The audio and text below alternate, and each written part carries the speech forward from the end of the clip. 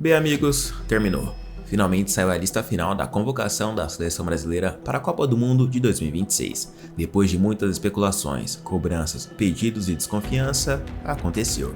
Neymar foi convocado para a Copa do Mundo de 2026. Depois de alguns jogadores como Estevão, Éder Militão e Rodrigo se machucarem a ponto de ficarem fora da convocação, surgiu a vaga. E o jogador do Santos foi convocado. Isso gerou polêmica porque muitos eram a favor e outros eram contra a convocação dele. E agora, ame ou odeie, a seleção está completa. E Carlo Ancelotti já tem os seus 26 jogadores convocados que vão representar o Brasil na Copa. E se tem uma coisa que esse momento concentra, é o peso de o país inteiro em cima de um único nome. Chegou a hora. E por isso hoje, você vai conferir a convocação da seleção para a Copa do Mundo. Mas antes, deixa o like e se inscreva no canal para não perder nenhuma novidade. Muito se discutiu nas últimas semanas e nos últimos meses, antes desse dia, sobre a condição física de Neymar. Ele não foi convocado nenhuma vez por Ancelotti durante os amistosos e o treinador justificou dizendo que a condição física dele deveria estar 100% para ser convocado, não 90%, não 80%, mas 100%. A convocação não foi apenas uma simples convocação, foi um mega evento. Ancelotti acabou de renovar seu contrato com a CBF e ficar na seleção pelo menos até 2030, mais um ciclo de Copa independente do que aconteça nessa. Isso foi muito celebrado por todos no evento de hoje, junto com a convocação, que ocorreu no Museu da Manhã, no Rio de Janeiro, e reuniu cerca de 1.000 pessoas. Teve discurso do presidente da CBF, teve vídeos institucionais, campanha de patrocinadores, além de show da Ludmilla, do João Gomes, Samuel Rosa e do Veig. Até enfim acontecer a convocação, e esses foram os jogadores convocados.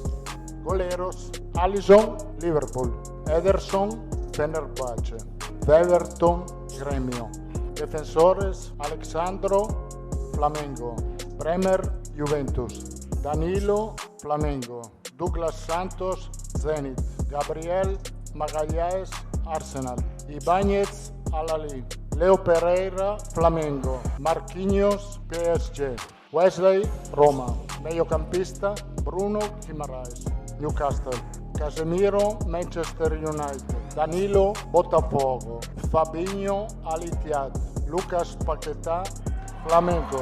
Ahora bien lo bonito. Atacantes: Endrick, Lyon;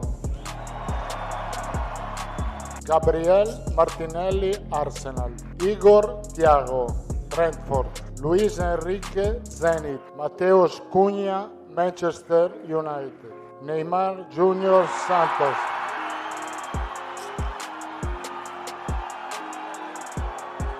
Rafinha, Barcelona; Ryan, Bournemouth; Vinícius Júnior, Real Madrid. Obrigado.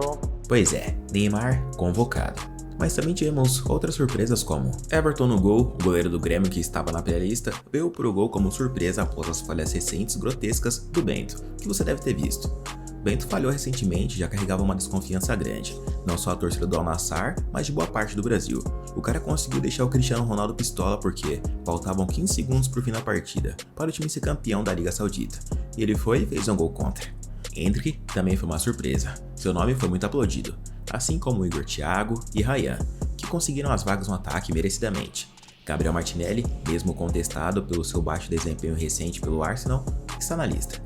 João Pedro, que vinha sendo convocado, ficou de fora, perdeu espaço, assim como o Andrei Santos, que também não foi. O que dizem por aí nos bastidores é que essa lista foi uma das poucas que não foi feita por empresário, por cúpula da CBF.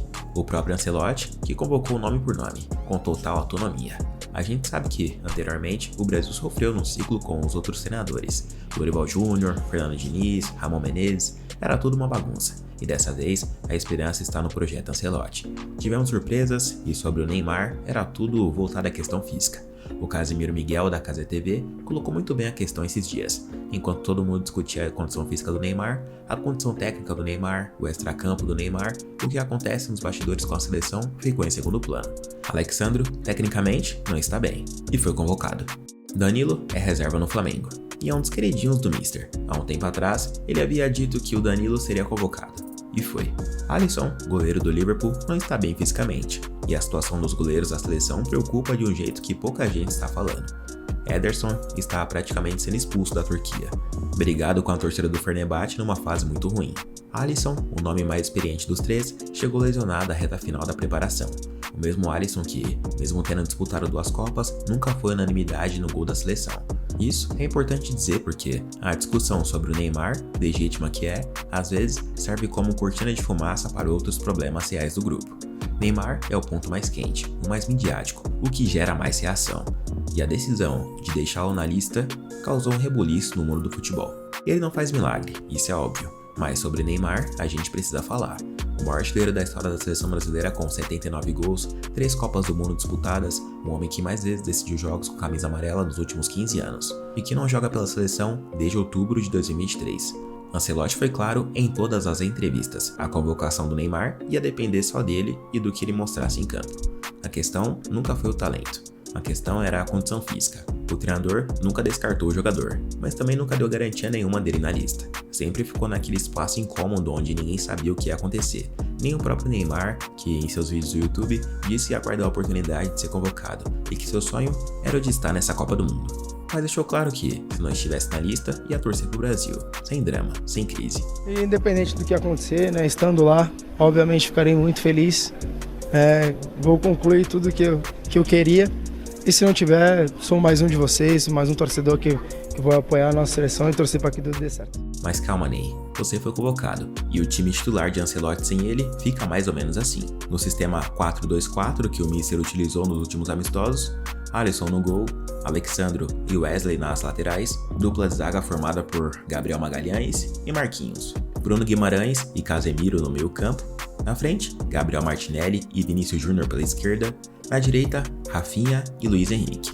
Nomes como Neymar, Endrick e Igor Thiago são jogadores para o segundo tempo e no momento de necessidade, dependendo da partida. Mas todos sabemos que eles podem fazer a diferença com uma única bola e em poucos minutos.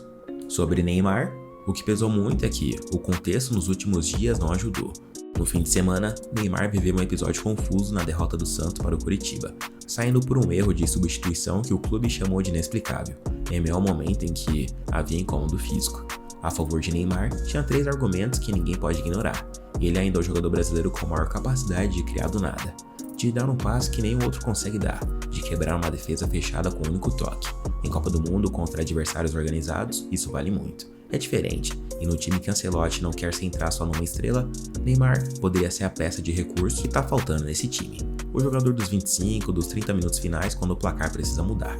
O argumento contra mais duro é a confiabilidade física. Ancelotti precisa de jogadores que estejam a 100%, não 80% e não quase lá.